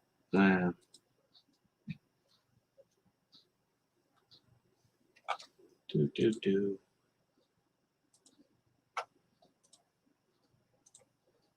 Yeah, that'll work. Yep, boom. Now, I like it. It is a pinup thing. Let's look at poster pinups. Nice. Pillows. Right? Yeah, it's the same image. Let's go with slouchy tee. I like slouchy tees, for the record. Slouchy tee, it's the neck, right?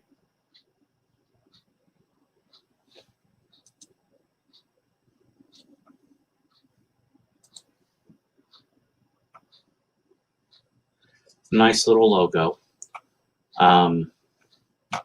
Comes in multiple colors. Blue, pink,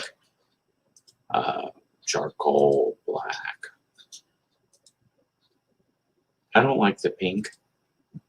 Kind of like the blue. Actually, I like that one quite a bit. I hate red, but that does look good.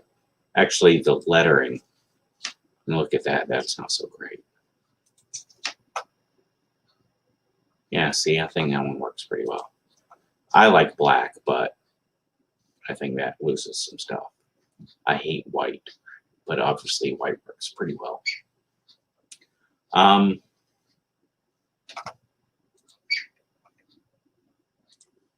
Yeah, good merchandise. I don't know who the artist is that designed that.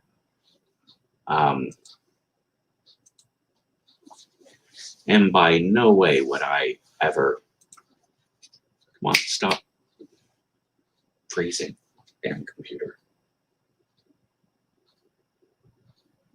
Here we go. In no way would I pull that bullshit game, but the logo, that's right. Damn it. There. I did try to put a link and make sure I give love to that person who drew that. I probably do way more than is needed or necessary, but I'm happy with it. So I want to give them shout outs as much as possible. If Miss Fearsome, if I think that's a cool logo, I'm assuming you agree, you should totally throw out links to who did it. And if you did it, cool. throw out links because there's people that would pay for that as well. Anyways, Miss Fearsome, fantastic channel, growing quickly, wonderful voice, good dark content, and I think the merchandise is fantastic. Love the merchandise, extremely jealous of how good the merchandise is. But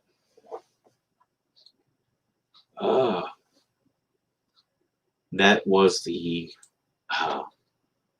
last thing on my list. And this is where I generally start to, oh, wait, I'm not done yet. Because, yeah, I'm not.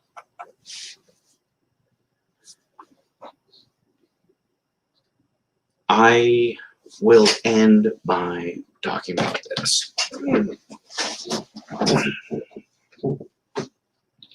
I had a little trouble at the establishment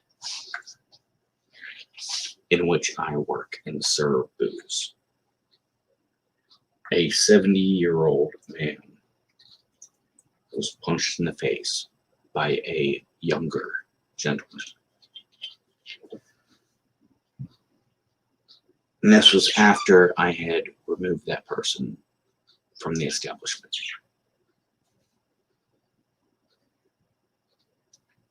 A lot of things happened. A lot of retaliation, escalation issues. I don't regret any of it.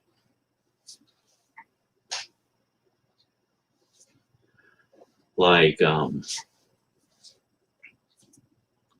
you have to defend those around you. If you're not part of a team, then why are you there? I mean, hey, I can only do it on my own. It's just me. I'm all alone. Cool. If it's just you and you're all alone, then why are you in a group?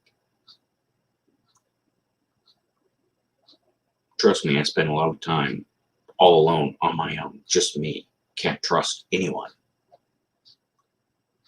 Generally don't spend a lot of time around others then. If you're going to commit, commit. But I will say this. I do feel as though I crossed the line in one area. And I did so out of emotional response. I allowed, well, no, it's not. People don't need me to allow it. I did not try to prevent a violent act because I felt that act was justified. I should have tried to prevent that to way more than my logic and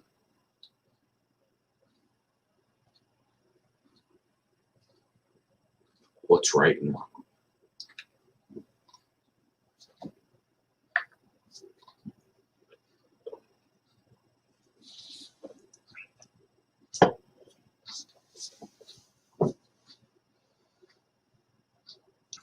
So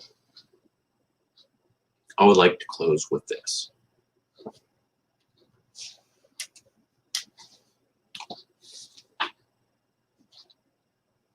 You can easily point out all the awful, horrible, terrible things someone does. You can point out their flaws. It's easy to do. And many, many times, those flaws should be pointed out. They deserve to be pointed out.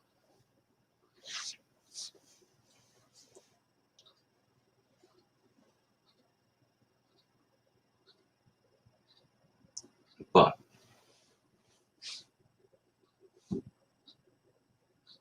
you have to acknowledge that you're fucked up. You're broken. You got a lot of things wrong with you. And others, they're pretty fucked up, broken. And they have an awful lot wrong with them as well.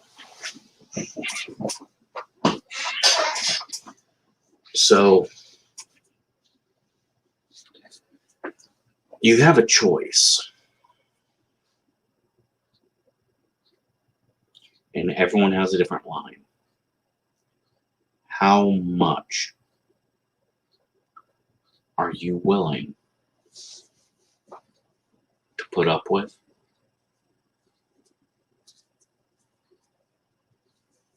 Because retaliation doesn't solve things. It just makes you feel better.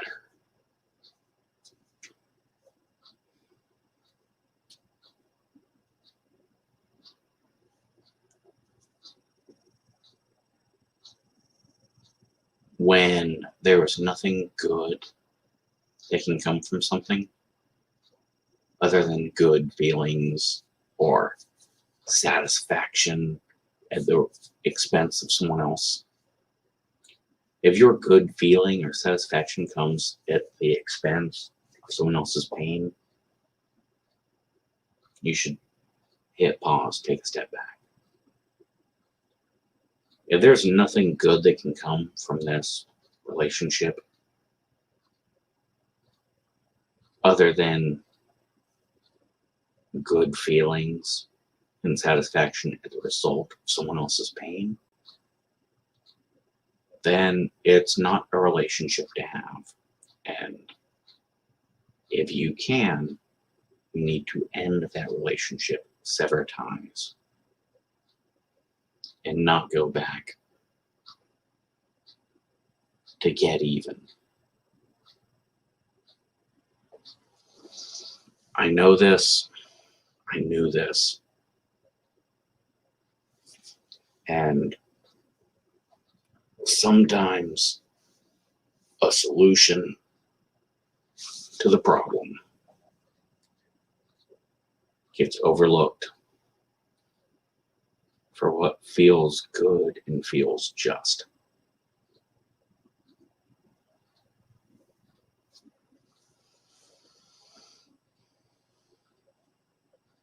I make the wrong choice a bunch, but I make the right choice sometimes.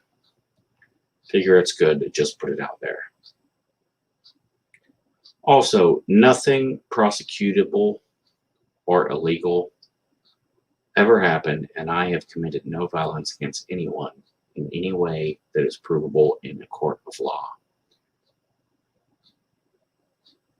For the record. All right. So we are going to close this shit out with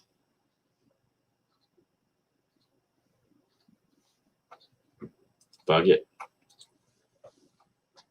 This right here. Because fuck yeah, we will. I meant to have something prepared beforehand, but you know what? It's kismet.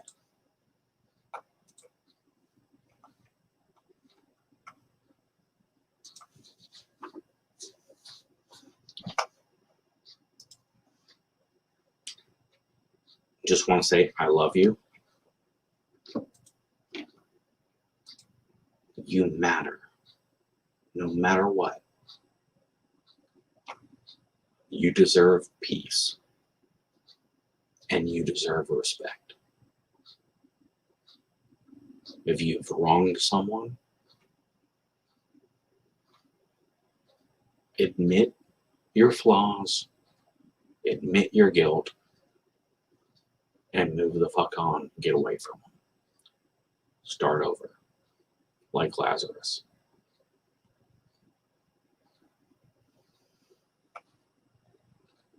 You don't need to punish yourself forever. Now, we're going to roll out of here with a badass fucking... Actually, I've not seen it, but I like the title. And it's short, so boom. We're going to rock out with this and have a fantastic fucking day.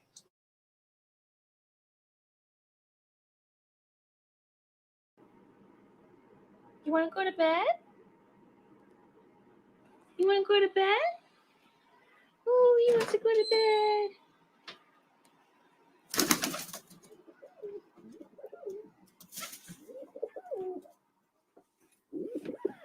Man loves his bedtime.